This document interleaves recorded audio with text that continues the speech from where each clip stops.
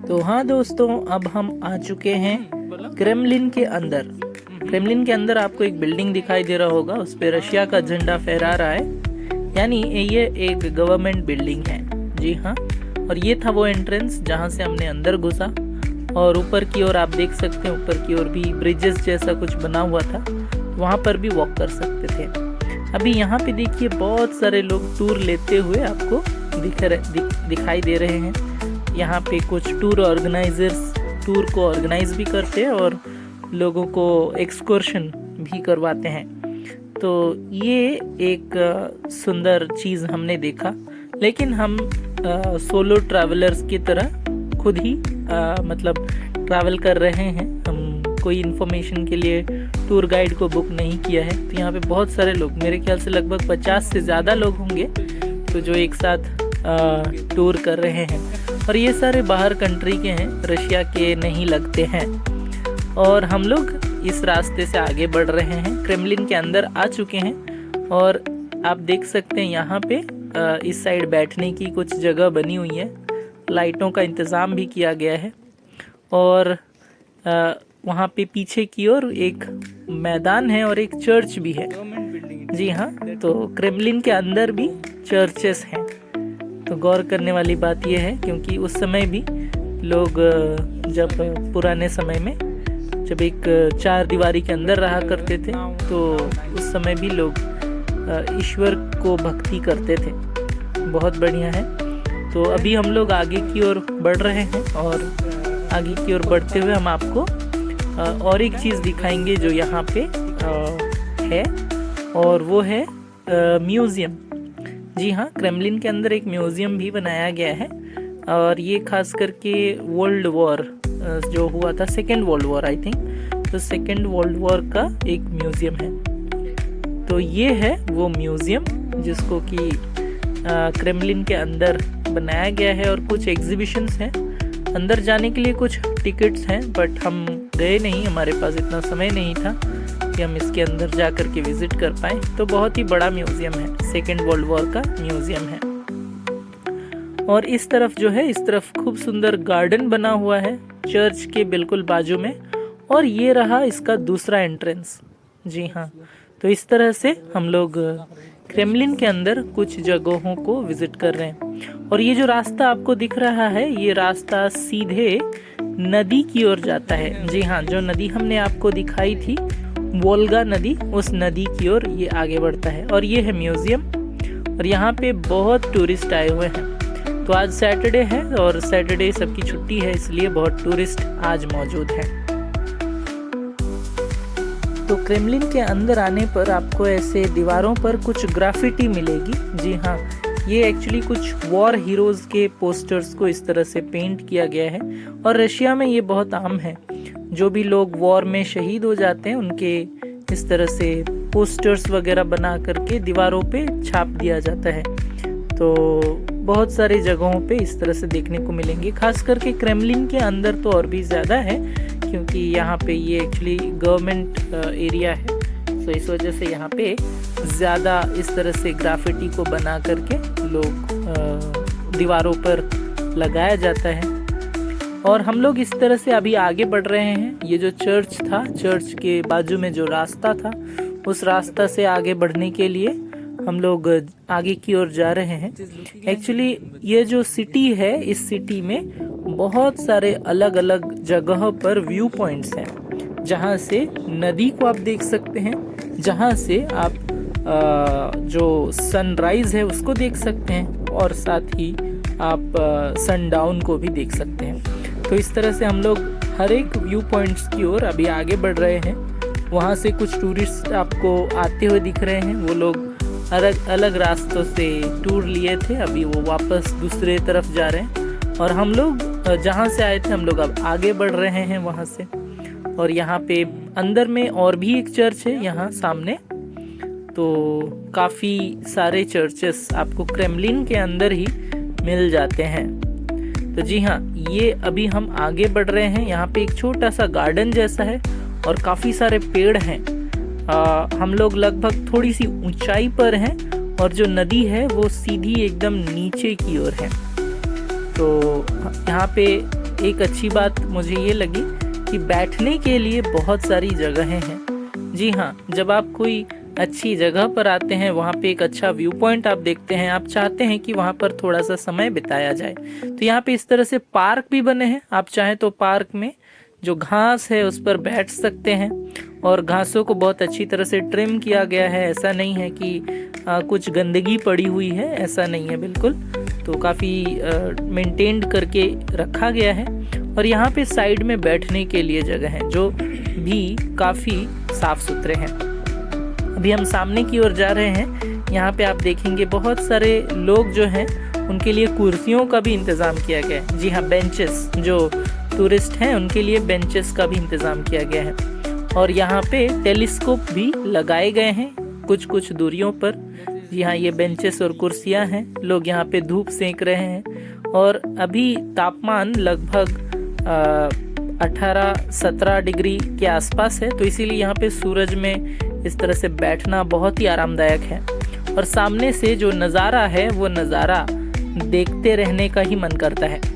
जी हाँ, तो ये एक अच्छा व्यू पॉइंट है। यहाँ पे आप देख सकते हैं कितने सारे लोग जो हैं वो बैठे हुए हैं। लोग अपने बच्चों को लेकर के यहाँ पर आए हैं ताकि उनके साथ क्वालिटी टाइम को स्पेंड कर सकें। और यहाँ पे देखिए टेलीस्कोप भी है, लोग टेलीस्कोप के ज़रिए भी देख रहे हैं। और ये एक वॉर मेमोरियल है अंदर में। तो रशिया में ऐसे कई जगहों पर, खास करके टूरिस्ट स्पॉट्स पर, तो वॉर मेमोरियल बनाए ही गए हैं। तो यहाँ पे आप देख सकते हैं जो नदी का हिस्सा है वो काफ़ी बड़ा दिख रहा है। और यहाँ पे आप दोनों नदियों को साथ में देख सकते हैं। पहली नदी है ओका नदी, और दूसरी है वोल्गा। तो अब हम नदियों के पास जाने के लिए सामने की ओर बढ़ेंगे। और क्रेमलिन का ये जो वॉल है हमें फिर से एक बार क्रॉस करना होगा, क्योंकि अभी हम इसके बाहर अगर जाते हैं तो ये क्रेमलिन के वॉल के बाहर हम चले जाएंगे। और ये लाल ईंटों से बना है। जी हाँ, काफ़ी गौर करने लायक बात ये है कि इसे लाल ईंटों से बनाया गया है। तो एक एक ईंट जोड़ करके, प्लास्टर करके इस बड़ी सी वॉल का, मोटी सी वॉल को बनाया गया है ताकि स्ट्रीट को सुरक्षित रखा जा सके, जो शहर है उसको सुरक्षित रखा जा सके। तो ये हम बाहर आ गए, क्रेमलिन के बाहर। जी हाँ, यहाँ पे ऐसे कुछ सीढ़ीनुमा रास्ते बनाए गए हैं ताकि हम शहर की ओर नीचे आगे बढ़ सकें, ताकि हम नदियों तक पास जा सकें। तो आप यहाँ पे देख सकते हैं किस तरह से जो आर्किटेक्चरल का नमूना इस वॉल को बनाया गया है। देखने में the great wall of China जैसा ही कुछ कुछ लग रहा है। तो इस तरह से ये वॉल को बनाया गया। और साथ ही आप पाथवे देख सकते हैं, वो सीढ़ियाँ भी बनाई गई हैं ताकि आप नीचे जो रास्ते हैं जहाँ कारें चल रही हैं वहाँ से आप सीधे पैदल चल करके यहाँ तक पहुँच सकें। तो काफ़ी सुंदर है। नदियों के बिल्कुल बाजू में बसा हुआ ये शहर, जिसका नाम है निजनी नोवगोरोड। तो ये शहर वाकई हम लोगों को बहुत पसंद आया। जब यहाँ पर हम लोग वॉकिंग करते हुए घूम रहे थे, ऐसा लग रहा था कि मानो हम यहीं बस जाएं। जी हाँ, ये वॉल है, वॉल का एक छोर। और यहाँ पे देखिए ऐसे सीढ़ीनुमा रास्ते हैं, और इस रास्तों में काफ़ी लोग खड़े भी हैं ताकि व्यू को एंजॉय कर सके। शाम का व्यू है और सूरज बस अभी डूबने ही वाला है। तो यह देखना काफ़ी रोमांचक है। जब सनडाउन होता है तो काफ़ी सारे लोग इसको देखने के लिए खास करके निजनी नोवगोरोड में आते हैं। ये देखिए हम लोग अभी बाहर हैं, बिल्कुल ये जो क्रेमलिन है, क्रेमलिन के अंदर हम थे, अभी हम क्रेमलिन के बाहर आ चुके हैं। तो बाहर में ऐसे बहुत सारे व्यू पॉइंट्स को बनाया गया है ताकि यहाँ से लोग एंजॉय कर सके, खास करके जो सनडाउन है। तो अभी कुछ समय बाद सूरज डूबने वाला है। अभी तो हालांकि काफ़ी तेज़ है धूप, लेकिन कुछ समय बाद सनडाउन होगा। तो हम आपके साथ वो वीडियो भी हम शेयर करेंगे कि यहाँ पे सनडाउन कैसे होता है। तो ये जो सिटी का आप कुछ हिस्सा अभी देख रहे हैं, तो सामने की ओर कुछ रोड हैं और ये सिटी के कुछ बिल्डिंग्स वगैरह हैं। और ये क्रेमलिन बिल्कुल अलग एक हिस्सा है, और क्रेमलिन के अंदर हम थे, बहुत सारी चीज़ों को हमने दिखाया है।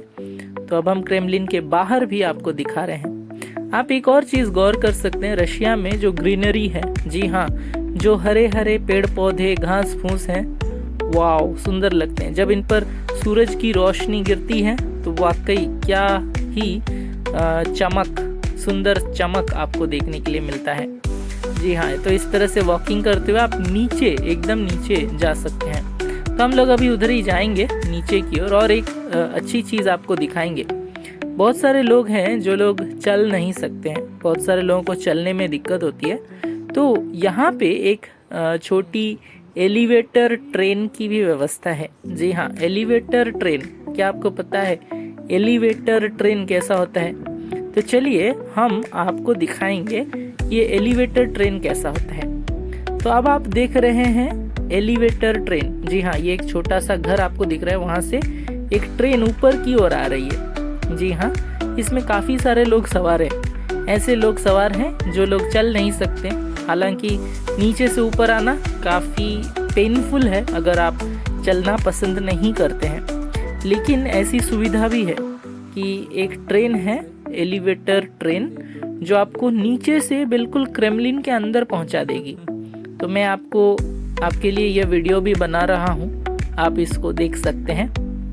और इस वीडियो में आप देख रहे होंगे एक छोटा सा ट्रेन का कंपार्टमेंट है जिसमें कई सारे लोग सवार हैं और ये सीधे नीचे से ऊपर की ओर आ रही है। एकदम स्लाइट एंगल है इसका, और इस तरह से आगे की ओर बढ़ते बढ़ते ये भीतर, क्रेमलिन के भीतर चली जाएगी। जी हाँ, तो ये बहुत सारे लोग वीडियो भी बना रहे हैं जाने का। तो ये जो क्रेमलिन का वॉल है आप देख रहे हैं, ये बिल्कुल अंडरग्राउंड से एकदम क्रेमलिन के अंदर पहुंच जाएगा। तो आपको कैसा लग रहा है देख के हमारी इन वीडियोस को? आप हमें कमेंट कर सकते हैं, साथ ही वीडियो को लाइक कर सकते हैं और हमें अप्रिशिएट कर सकते हैं, ताकि हम लोग ऐसी वीडियोस को बनाते रहें और आपको दिखाते रहें रशिया। जी हाँ, अब हम लोग एक पॉइंट पर आ गए हैं और ये पॉइंट है सनडाउन को देखने के लिए। जी हाँ, इस पॉइंट को बनाया गया है सनडाउन को देखने के लिए। तो यहाँ पे देखिए ऐसे बैठने के लिए जगह है, काफ़ी सारे लोग बैठ चुके हैं ऑलरेडी। तो यहाँ पे कुछ आपको झंडे भी दिख रहे हैं और इसमें बताया गया है कि जो निजनी नोवगोरोड है वो वर्ल्ड की सबसे ब्यूटीफुल सनडाउन को देखने में मदद करता है। जी हाँ, निजनी नोवगोरोड के कुछ ऐसे पॉइंट्स हैं जहाँ पे दुनिया की सबसे सुंदर सनडाउन को आप देख सकते हैं। तो ये हम लोग कुछ बैठे हुए हैं और कुछ और लोग भी हमारे साथ बैठे हुए हैं, बट फिर हमने डिसाइड किया यहाँ पर बैठने के बाद कि हम एक दूसरा पॉइंट चुनेंगे। तो फिर हम आ गए दूसरा पॉइंट पर। वो पॉइंट कौन सा है? वो पॉइंट है बिल्कुल नदी के बाजू में। जी हाँ, बिल्कुल नदी के बाजू में हम अब हैं और यहाँ पे आपको दिखा रहे हैं एक बड़ा सा बिल्डिंग भी है सामने की ओर बना हुआ। और ये एक्चुअली एक फैक्ट्री है, किसी ने मुझे बताया ये एक फैक्ट्री है और ये नदी के बिल्कुल बाजू में ऐसे चलने के लिए जगह बने हैं और यहाँ पे बैठने के लिए भी जगह है। तो हम यहाँ पे बैठ करके सुंदर सनडाउन का आनंद लेने वाले हैं। तो हम आपको टाइम लैप्स के ज़रिए ये दिखाएंगे कि सनडाउन कैसे होता है और आप भी वाकई बहुत एंजॉय करेंगे।